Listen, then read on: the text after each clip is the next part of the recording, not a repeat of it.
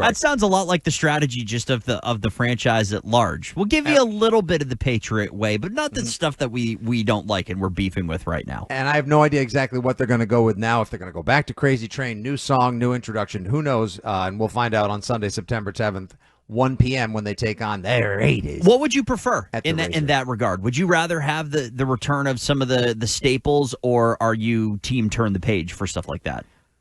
Team turn the page. Okay. I'd say at this point they seem to be committing to the bit. You're obviously not changing the entire stadium. They didn't change the uniforms, but Drake May now fully entrenched as the starter on the team. Mike Vrabel in as head coach.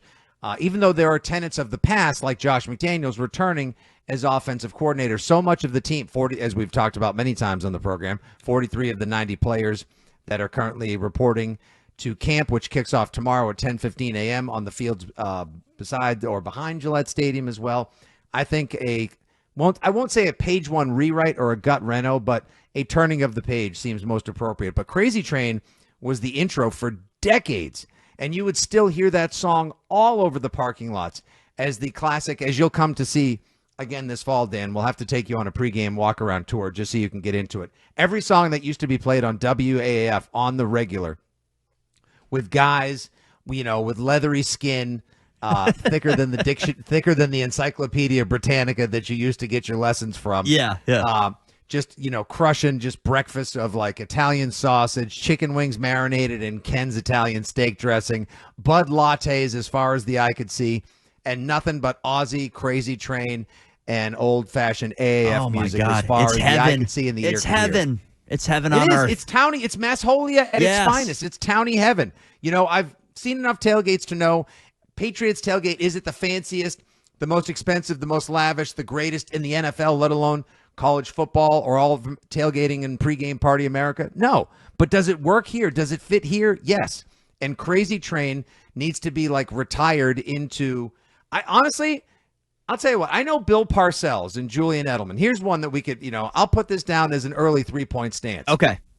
And I'll have something else in the 3 o'clock hour when Megan Ottolini tags in and joins us in place of Ted Johnson, who's out under the weather today. But I'll say this. When Julian Edelman goes in as the player voted into the Patriots Hall of Fame, and Bill Parcells, now the owner's, I forget exactly how, the legacy pick, the owner's choice, chairman select reserve, whatever, however Parcells was also chosen to be in by owner Robert Kraft.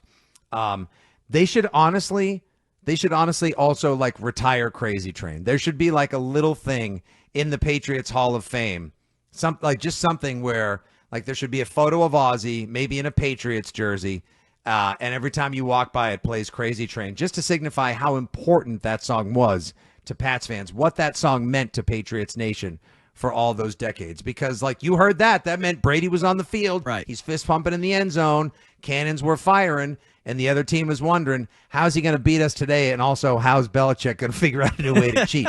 That's what that song means. It's iconic, man. It's twofold, where it's such an important, such a well-known anthem for Patriots fans, but it's also kind of the signal of, oh God, if you're an opposing team coming into Gillette, oh God, I'm in for a long afternoon when I hear that starting to play and they're trotting out onto the field. So I kind of like, it's a little, corny fanboyish, but I like the idea of retiring songs and mascots and, other fandom related things to say, hey, this was a massive part of what we did, a massive part of the fan experience. And now we're hanging it up in the rafters right there next to Parcells. Or does it become like Sweet Caroline where we're like down by 20 and Crazy Train's still being played? Well, actually, it's funny you mentioned that, Stiz, because Josie by the outfield is the Sweet Caroline of Gillette Stadium.